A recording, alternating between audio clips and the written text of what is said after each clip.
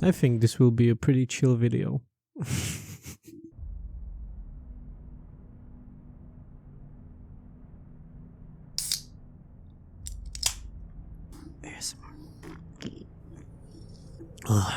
When I log into Steam, I usually spend a good couple of minutes looking at my store page, trying to find some new games to play, some great deals, especially the special offers tab. It makes me go like, And when I saw Frostpunk, it intrigued me right away. The screenshots, the description, the reviews being over 90% positive, and suddenly a wizard with a big magical staff and robes cast a spell on me to play this game and try it out for myself. And here I am now making a video about it, which isn't usually my type of content, but I wanted to give it a try. I just hope that I don't get turned into a toad or mudcrab or something, I don't know. Frostpunk is a city building survival game developed and published by 11-Bit Studios, a Polish game company that also developed This War of Mine, which I have heard of but never played myself. I was super excited to jump into a new adventure and try my luck in the snowy apocalyptic wastelands of Frostpunk.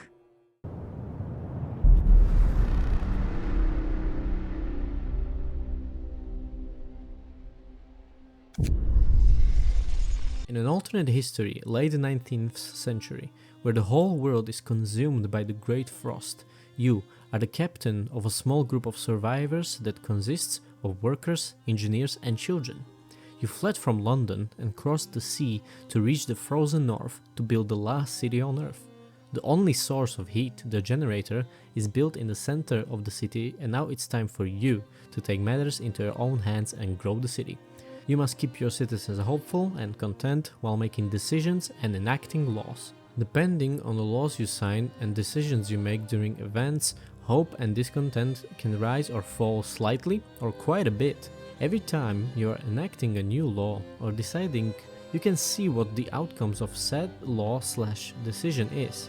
You need to keep discontent as low as possible and hope as high as possible. You can actually see how people change the way they talk based on the amount of hope and discontent you currently have at the start of your workday. I think that's a really cool detail. Speaking of a really cool detail, I love how you are able to see each person in the city. It makes the game feel more alive when you look at all of those people that are depending on you with their lives because you are their leader, their captain. It's starting to get really hot. I'm starting to sweat. The main goal is simple. Survive as long as you can and also explore the new cold world to hopefully find other settlements and to find the people you have lost when a blizzard hit your convoy. Eventually you find your lost convoy, you find new cities/settlements like Winterhome for an example, and you learn that there is a huge blizzard on the horizon and you must make sure to survive. But the main gameplay is a little bit more complicated than that. You need a lot of micromanaging. You need to stay frosty, if you know what I mean. Oh, brother, this guy stinks! As a leader, you need to stockpile enough coal to keep the generator working. You need to expand your city, treat the ill, keep the buildings warm in the first place so your people don't get sick. You need to research new technologies, new buildings. You need to explore the wasteland, put sawdust on the menu, cut off people's limbs, make people do public penance, and execute people. I also took off the jacket because it was getting really hot. Temperature is a crucial game mechanic in this game.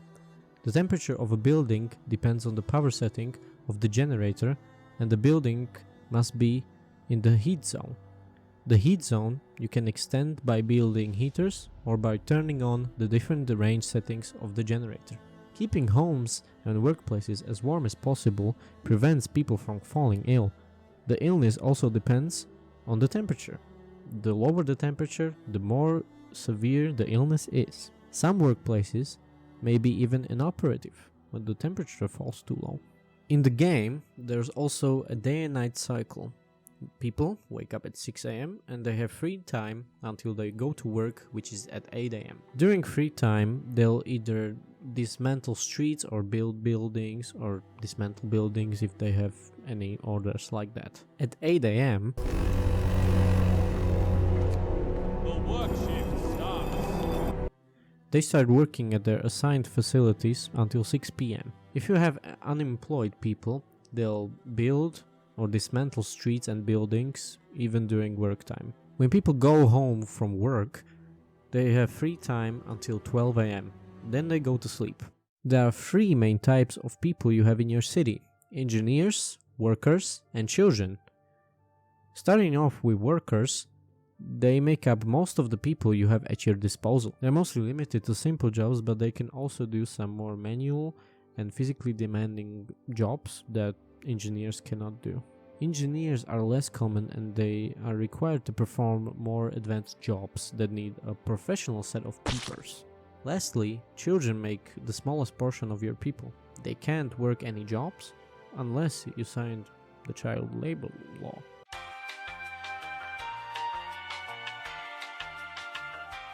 With relevant laws signed, children can perform most jobs that workers can, but if they are put into a dangerous job, like, in the coal mine, they'll die. Alright, I think it's time to send the children into the coal mines and make them eat sawdust every day. They yearn for the mines. But you don't have just people in your city. There are also the wonders of Industrial Revolution. Steam-powered four-legged robots called automatons. These machines can staff most of the buildings and will maintain themselves without your intervention once they've been given orders. Unlike people, they can work almost continuously at all hours and are indifferent to the temperature. But they are less efficient than people, running at 60% efficiency. You can upgrade them later up to 100%. And they also can step on people and break down sometimes. But that's not a big deal or anything. Events that I mentioned earlier are an interesting game mechanic in Frostpunk. They contain story elements and often a decision. When an event triggers, it will appear as an icon over your city with a timer. The icon somewhat shows you as to what type of event it is. When the timer expires, some events will display automatically, while others will disappear. Often when an event disappears, it will raise discontent as requests ignored. Events are usually triggered by one of three things: scenario timelines, the passage of laws you signed, or game mechanics that increase discontent such as lack of food, housing, or medical facilities. Wait, hold up. Let me just... there we go. I mentioned scenarios, didn't I? To put it simply, they are the different game modes of Frostpunk. There are in total 8 scenarios in Frostpunk, while 3 of them are DLCs. In this video, I won't talk about the DLCs because I didn't play them since I got the base game only, and I feel like the video would be even longer. They are pretty much the same as the other scenarios, but with new events and game mechanics. All scenarios have their own scripted events, quests, and maps. A new home serves as the main story and a way to unlock the other scenarios. You maintain, expand your city, explore the wasteland, and save the people of your city from starvation and the weather. In the arcs, you and a bunch of engineers must save priceless seeds from freezing that will save the world from the eternal winter. This scenario is focused on managing your city to become fully automated with, well, automatons, because you only get 46 engineers for the whole scenario. The refugee scenario takes a look at the common folk of London who were condemned to die by their laws, but they rose up. Decision making is the most important element of this scenario, as you must decide to either let the lords in your city or to send them away. In the main story, you discovered and learned about a city called Winterholm, and the fall of Winterholm serves as an epilogue to the main story. You take over the ruined city of Winterholm from the last leader to restore people's hope and quell their discontent. There is one issue though. The generator, the only source of heat, is malfunctioning and during the playthrough of this scenario you encounter many problems with the generator and it gets progressively worse. Time is of the essence in this scenario. The last scenario that is a part of the base game is called Endless Mode. As you could guess by the name, Endless Mode has no storyline and thus the gameplay doesn't end. This is the only scenario where you can find relics, items that provide some in-game lore. The Last Autumn, On the Edge and The Rifts are the DLCs and the rest of scenarios Frostpunk has to offer. And now for my personal experience of this game. I loved it. Every time I played it, I really felt a little bit more chilly. No pun intended. The ambience, the cold look of the game, the story, the soundtrack, it all combines perfectly. Just listen for a few seconds.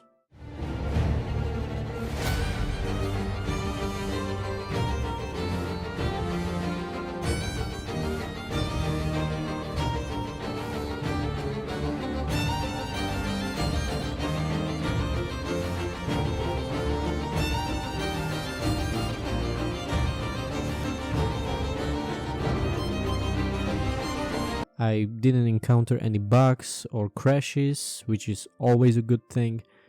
But one thing I have to mention that Frostpunk is a really difficult game.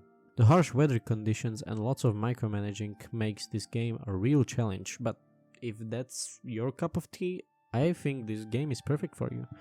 Me personally, I have beat the main story, but as for the scenarios, I didn't beat the arcs and the winter home because they are hard, and the refugees were also pretty hard, but I got some different ending because there are a couple of different endings and I just got an ending, so I think I beat it. So yeah, but I didn't beat the other two scenarios because they are pretty hard, and I also wanted to make this video as quickly as possible and, well, get it out.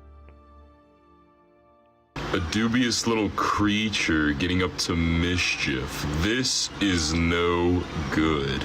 If you liked any of the stuff I was yapping about in the past couple of minutes, or it just piqued your interest, I would highly recommend you check out this game.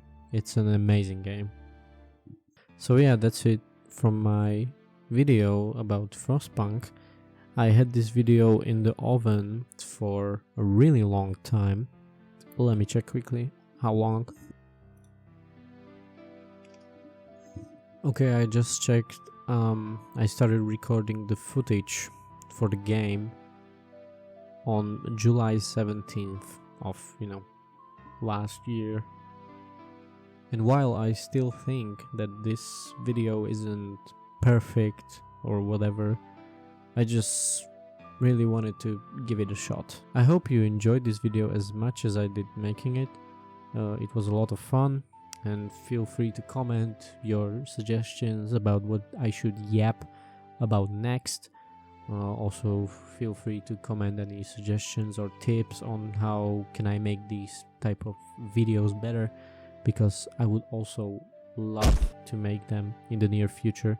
I just like this type of content, or just, in general, video essays. It really interests me. And I wanted to give it a shot, as I said many times in this video. And yeah, anyway, thanks for watching my video. If you made it all the way through and here, I appreciate you from the bottom of my heart.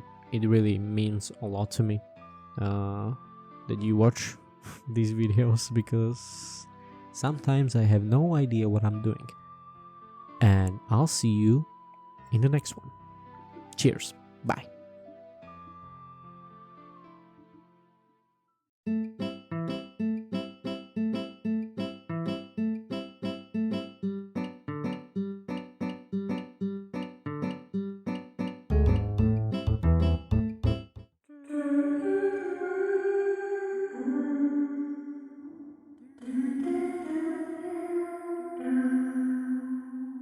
That was my recreation of the main theme. Thank you very much.